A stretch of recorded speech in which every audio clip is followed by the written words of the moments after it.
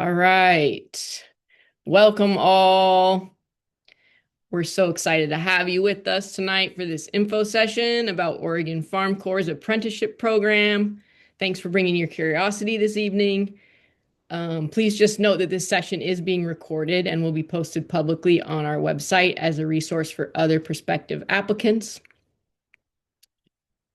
I think you can hit next slide, Avery. I'm Kay Bowe, the Portland chapter coordinator for the Beginning Farmer Training Program at Oregon Farm Corps. I use they, them pronouns. I'm joined this evening by my wonderful colleague Avery, who's our Rogue Valley manager. And not present this evening from our training team is Willamette Valley coordinator Poppy. So just a quick shout out to them. And additionally, tonight we've got two of our apprentice alums from 2025, Con and April, with us on the Zoom. And we're super grateful to have them here to share a little bit about their experience with y'all. A few housekeeping considerations before we get going. There will be time for questions and answers at the end of our presentation, so please type any questions in the chat and we'll discuss them later at the end of the session. And don't hesitate to direct message me or Avery if you need any technical assistance during the presentation. So again, thanks everybody for joining and for your interest in learning about this hands-on educational program for beginning and aspiring farmers. If you're farm curious, considering exploring sustainable regenerative agriculture, looking to feed community, and ready to learn ecological growing or ranching practices, our apprenticeship program is for you. And on behalf of Oregon Farm Corps, we're so glad that you're here. We'll just review our agenda for the evening real quick. So first, we'll have an overview of Oregon Farm Corps, our mission statement, and our programs. And next, I'll pass it to Avery, who will discuss what the apprenticeship program looks like, how it works, and the core program elements, including some information about our educational event series that we facilitate for apprenticeships that complements their on-farm training experience. And then we'll pass the virtual mic to some of our recent apprenticeship graduates who will share a bit about their experience in the program. And then we'll wrap things up by sharing some information about how to apply for the apprenticeship and offer some tips for putting together a compelling application. And after all that, we will have some time at the end to answer any questions y'all have. And both Avery and I will be happy to answer questions, as well as April and Con if you want to ask them questions about their experience directly. And let's go ahead and get started. So what is Oregon Farm Corps and what do we do? Oregon Farm Corps was established in 2004. We're a nonprofit that trains and equips the next generation of farmers and ranchers through hands-on educational programs and the preservation of farmland. In our programs, we envision a world in which land is deeply cared for, power is equitably shared, and farms, ranches, and the people who work them flourish. A note here about the word farmer. We celebrate farming as skilled and dignified labor that feeds community. We recognize that all people who perform this meaningful and enriching work are farmers, not just people who own farm businesses. Farm workers and farm managers are farmers. We have two program tracks at Oregon Farm Corps. We have our hands-on practical training and educational events for beginning farmers. And we have business planning, technical assistance, and land access workshops for folks that are more advanced along their path to farming. Tonight, we're talking about our apprenticeship program, which offers paid positions to train with mentor farmers at our program host farm sites around the state of Oregon.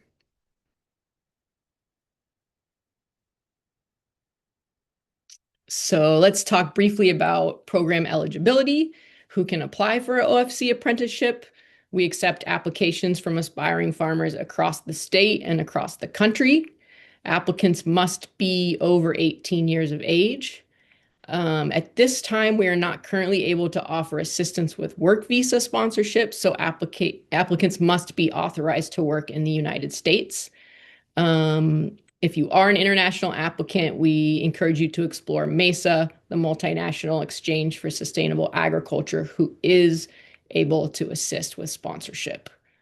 And OFC is committed to creating and sustaining equitable and inclusive training environments and to reducing barriers for BIPOC, LGBTQIA2S+, female identified, formerly incarcerated, and other groups that face marginalization in our farm and food systems. We are always working to grow as allies and co-conspirators in this work. Our mentor farmers are also involved in learning about privilege, power, inequality, and systems of oppression, including how they relate to interactions with and among aspiring farmers and the agricultural community. Now I will hand it off to Avery, who will share with us a little bit more about our program specifically. Thank you so much, Kay. Here's some beautiful pictures. So I'm Avery. I use all pronouns. And I'm going to tell you a little bit about the apprenticeship. This is the exciting part. This is the part that, like, right now we're kind of really getting ready for. And so here's some of the details of the program. Our apprenticeship program is now actually in its 20th year, started as an internship, but we've been doing this for 20 years. So it's a lot of learning and a lot of evolution from that.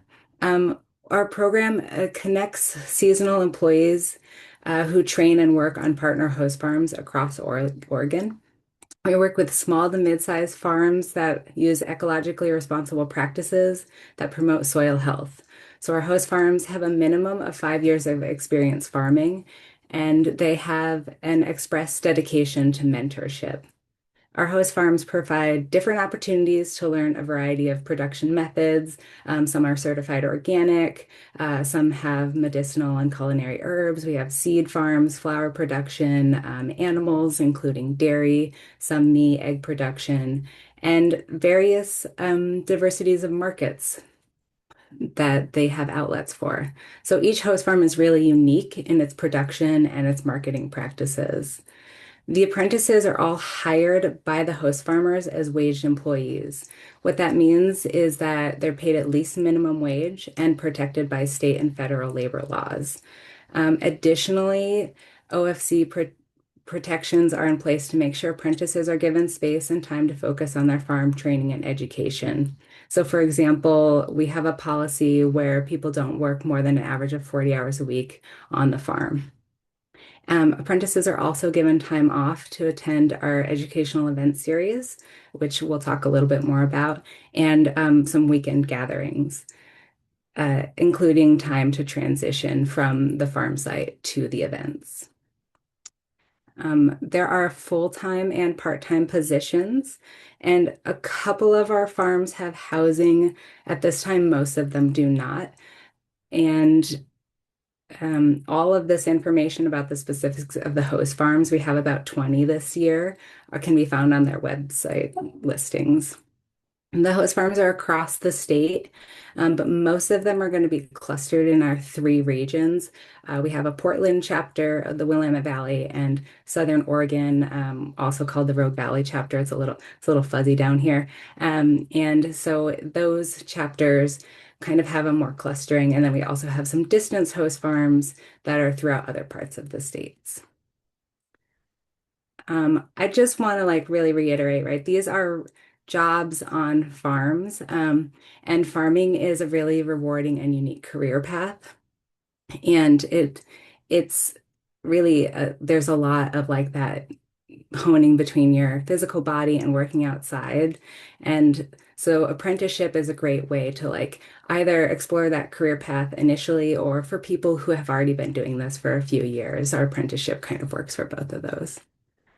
The actual requirements to graduate the apprenticeship program to receive a certificate of completion, it's going to be 500 hours of that on-farm paid work at the host farm site. And that participation in our beginning farmer educational event series, which I'll talk about next. We also have apprentices and host farms get together for on-farm evaluation sessions. These are a great way to reflect and to grow throughout the season. And We have end of season presentations, which are a great way to either share about something you explored throughout the season or growth or reflection. And maybe both of our alumni might talk about how that process was for them. The Beginning Farmer Educational Event Series is one of the core things that we kind of hold as OFC. Um, and so it complements your time learning and working on the farms by having a more dedicated space. And they're both in-person and virtual educational events. And these are open to other beginning farmers and learners in the community. And it's best for people who are actively engaged in farming or have been recently. The events are led by both us as staff, experienced farmers, ag professionals in the region, and some other kind of people. And this year we're doing every other week online and then in-person events kind of scattered through that. So there's the farm tours and then kind of that other thing. Sorry, I'm really going off my notes here. Um, the timeline for the educational events kind of goes with the seasonal flow of farming in Oregon. So we start in April and go through October, and a lot of the classes are going to be relevant to what's happening on the farm for people. The other benefit of the apprenticeship is you get that learning cohort community. So there's a lot of peer networking and support. The group gets together a few times a year as a whole cohort. We do what we call weekend gatherings. They're sort of more focused, like 24 hours of kind of learning and being together and building that community. And it's often one of the most meaningful parts of the experience. And there's also a lot of resources, both videos and other kind of books and things that we give people along with like a whole class outline series.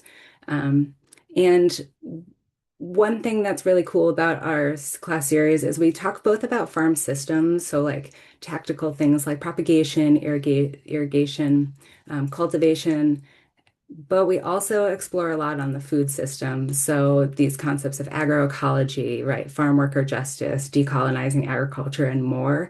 This is a short list, but we want to explore both sides of kind of that food and farming ecosystem. Really briefly, I will just say we also run a regenerative farming fellowship in the Rogue Valley. This is a really specific geared program for people that are new to farming, who have had barriers in entry into agriculture. It's really geared towards people who already reside in the Rogue Valley. Also, you can learn more about that on our website. And now we would love to invite our alumni to share a little bit about their experience. So we have Con and April, and we didn't say who is going first. Maybe one of them will raise his hand for us. Um, Okay, Khan's gonna share and I will stop my screen share. And thank you so much, Khan, for being here and for sharing with the group. Yes, thank you, Avery. So, yeah, I was introduced, and yeah, there was a little picture of me on the screen there with my boss, Eden.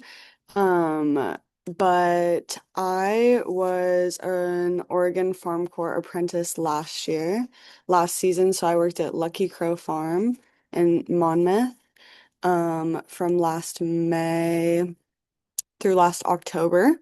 And I did educational events with Oregon Farm Corps from last March or last April, maybe through October. So the classes started before me, before my time on farm, which was cool. But I enjoyed my time with the Oregon Farm Corps programming and my time on the farm, my time as an apprentice. I also think a lot of my cohort did. So it seemed like people were having like positive reactions to the programming kind of across my cohort. And it was neat to see that. So yeah, Avery kind of mentioned, as did Kay, that you're hired as like a waged employee on the farm, which is great. Like as far as being an employee, I feel like it's really great to have an employer that you know is dedicated to mentorship. That's a really cool environment to be in, and I feel like it's kind of a cornerstone of what Oregon Farm Corps is doing on these farms. And I think generally you also find pretty great people on farms. So whether it be like this program or just working on a farm outside of this program, like farmers are pretty cool people. Um, so also, there's like a really wide range of programming and there's a lot of resources. So, I live in the Willamette Valley. I am in my senior year of college right now, so I'll be graduating. And I feel like I'm still looking to Oregon Farm Corps and kind of like resources that they have and connections that I've made through there to kind of like help orient some of my next steps, which is neat. Um, I feel like my camera's like adjusting. I hate that my camera does that. I've been trying to like turn it off, but I can't. But ultimately in Oregon, the small farm scene is pretty small, and I feel like Oregon Farm Corps is a great way to get connected into these communities. I also feel like if you live outside of Oregon and you're just trying to do like the virtual programming, that's a great thing too. Because there's like tons to chew on, like so much information. And there's tons of cool speakers. So like whatever you're wondering, you can ask about and they'll be able to give it a shot. And like the facilitators like Avery and Kay and Poppy are great too. So my time with Oregon Farm Corps was great. I loved my time as an apprentice on the farm that I was at. It seems like other people did too. Obviously mileage may vary, like as far as if you know you want to become a farmer or if you turn away and just be like, oh, I'd like just want to grow food in my backyard, you know what I'm saying? Like I think there's no end goal necessarily other than just like learning more, which I think is neat. So that is kind of a little bit about my experience, and I am welcome to um I would love to answer any questions you guys might have. So thank you. Yeah, we have enough minutes right now if anybody has a question or two right now, and then we also have more space at the end for more.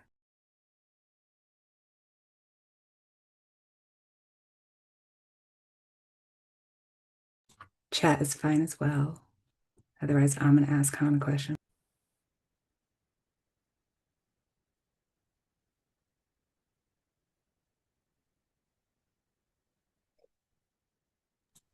Okay, my question for you, Khan, is what inspired you to try a season on a farm? Like, what was your motivation?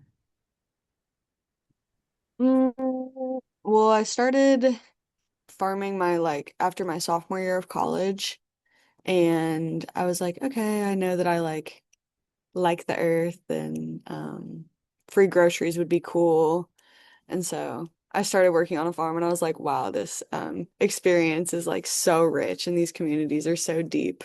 And just especially like the Willamette Valley um, and the Oregon scene is really neat. So yeah, I've found utter fulfillment through it all, which is cool. Yes, thank you. Yeah, if people have more questions or if you ruminate on things, add them to the chat. And then also Con and April are going to stay till the end of this. I'd love to invite April now to share a little bit. April was down here in the Southern Oregon region.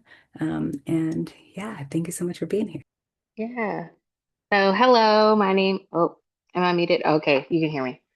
Yes, I'm April, and I went through the program as well last season. Started in May, ended in October, and it was a truly incredible and life-changing experience. And people say that often, but in reality, it really was. Um, Yeah, like the whole program, it um, helps you truly in any way that is needed specifically for you. And I think one of the things about Oregon Farm Corps is they truly care, like they want you to learn things. You get that classroom experience. You can go through those courses. You can also, get that hands-on experience if you choose to go through the apprenticeship. And that was one thing that was incredibly important for me, coming from a new state, coming from a different state into Oregon, and never grew anything before, and like literally starting from zero. And Oregon Farm Corps has like, I mean, like I can grow things, like I can farm now as a result of this program. And so I think for anyone who wants to farm in any capacity, Oregon Farm Corps will help you get there. And yeah, my experience, I was farming at a small vegetable farm, Sweet Union Farm in Klamath Falls. And it was a truly incredible experience, like being able to, put seeds in the ground and grow your own food and share that with community and connect with community over farming and over food was invaluable. And yeah, like you have so much support, not just from your host farm, but from Oregon Farm Corps throughout the entirety of the program and even afterwards. Yeah, I feel like we're alumni and we've, completed the program, but we will always reach out and you will always receive assistance. And so I think that's incredibly important as you are going through a program and as you are learning. And um, yeah, I mean, I truly don't have enough positive things to say, but it really was an incredible experience. And one of the things that I would really encourage um, apprentices or hopeful apprentices to do is if you truly want to go through this program, I would really take some time and go through the host farm profiles and actually find something that connects to you and something or a farm, an environment that speaks to you. And if you do that, this program will be incredible for you. And so I think, yeah, there's a little bit of everything for everyone. And so I would really encourage you to go through the program. Yeah. Oh, I love it. Y'all are so flattering. Does anybody have a quick question for April right in this space? Um, I have a quick question. I'm wondering about kind of the classwork aspect of it and your personal projects, and maybe just if you could speak a little bit on how much time that like you invested in that aspect of it, or talk a bit about your project that you did. Yeah.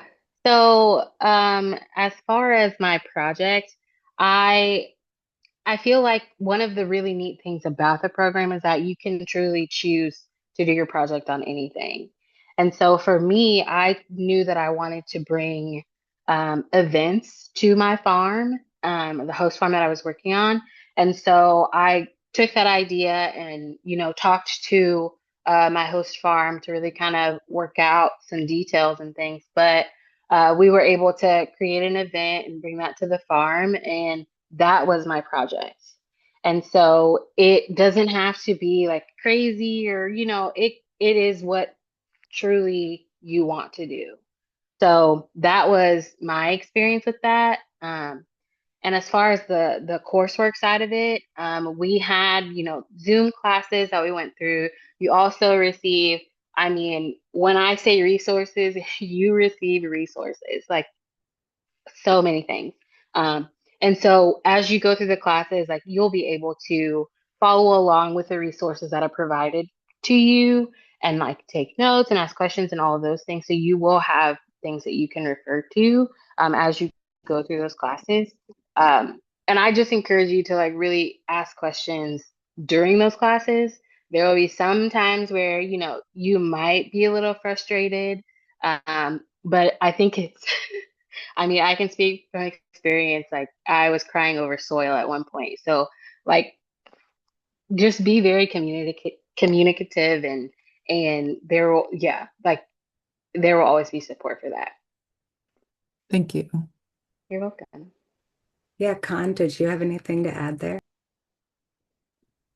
Well, my project was acclimating two feral cats onto the property of the farm that I worked at.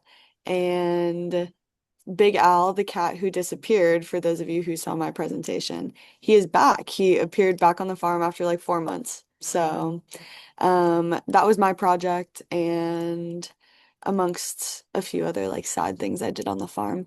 And the classwork, yeah, as April said, like you get this big thick binder, and like a Google Doc that's just like full of hyperlinks and tons of articles and whatnot. And then yeah, the speakers are like so engaging. Well, some of them are like kind of little like nerdy soil people, and they do make you cry, but you need to like draw them out a little bit through questions. Because like I'm a nerdy soil person also, but yeah, the coursework is I think what you make it, and it sounds like you guys are doing a different structure maybe this year with like the every other week, if that's what you were saying, Avery. But yeah, we did every week, and it was fun. So yeah, it was interesting. Awesome. Thank you both. Yeah, thanks for sharing. We'll try to post a link to the class series, but the actual schedule is currently on the website. I just can't change my screen while I'm screen sharing. Um, yeah. Well, we'll share a little bit more information and then we'll have a lot of time for Q&A. Um, and I will share my screen again. Fully. Is that working? Okay, I got a thumbs up. Fantastic. Look at those wonderful alumni. Um, so how do you apply if you want to apply, right? Like there's um and really quickly I was actually just thinking on that, like what kind of supports do you get from us as well as the class series that I didn't talk about? We do check-ins throughout the season with both the host farmers and the apprentices so that we can kind of have an understanding of what's going on the farm. We do come out and visit and work alongside people once a year. And then we see each other a lot at these in-person and online events. So there really is a lot of that interaction and communication between us as staff and apprentices and the host farmers as well. Let's see. Okay. How to apply? Hopefully some of this conversation is interesting you and like maybe working with one of our outstanding host farm mentors. And applications are open right now. We have actually had a lot really coming in, and so it's a really great time. Host farmers are really looking at these right now. They've already started interviewing, so positions do start to fill really fast, especially some of those that might be closer to a place everybody lives, aka Portland. We do have scholarships available through a Future Farmers Fund. We prioritize BIPOC, LGBTQ, AI, Two-Spirit Plus, veterans, low-income folks, and those impacted by the incarceral system. But information is available on our website. It's really easy to request a scholarship. It is actually part of the application process. If you want to preview all of the application questions, there is a document so you can kind of look at that and think out sort of what you want to like share with the host farmers, because even though they come through us, these applications are sent to the host farmers after we kind of do an initial screening. We really want our programs to be accessible and reduce as many barriers as possible. So if there's any things, we're always open to reaching out to us and all of that.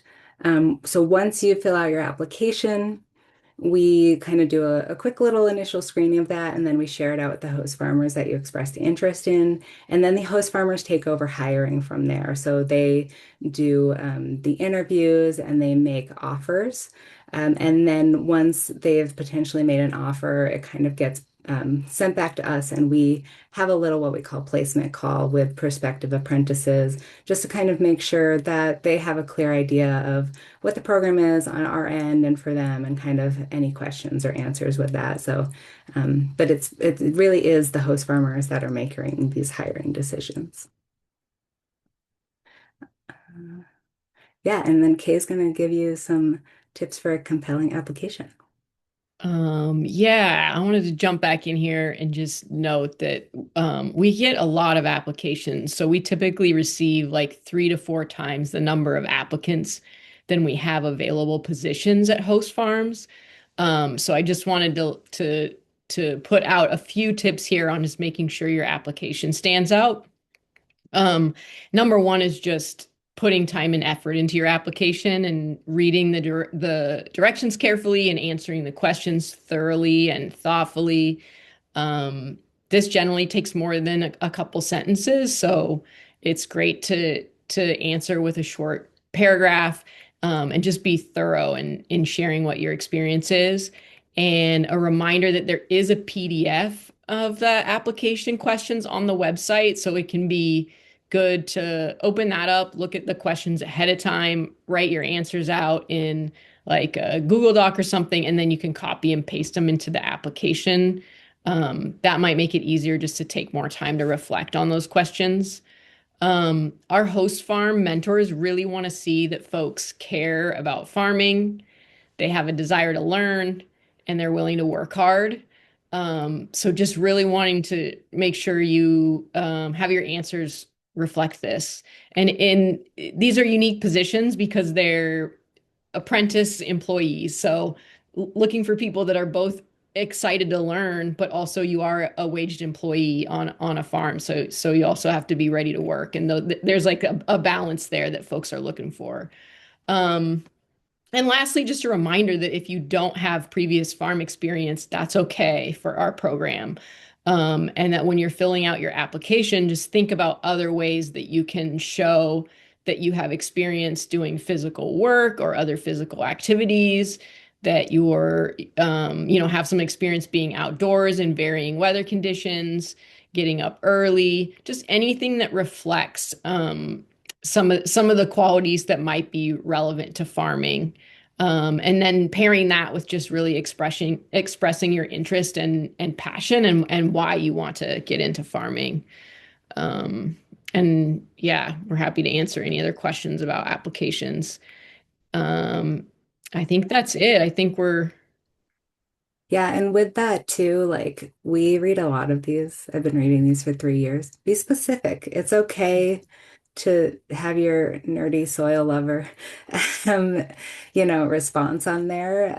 A lot of I tend to see a lot of vague, overarching, repeating language, and people really want to know, like, who are you? Think of these almost as your cover letter. For any job application. Like this is somebody's initial time to get to know a little bit about you.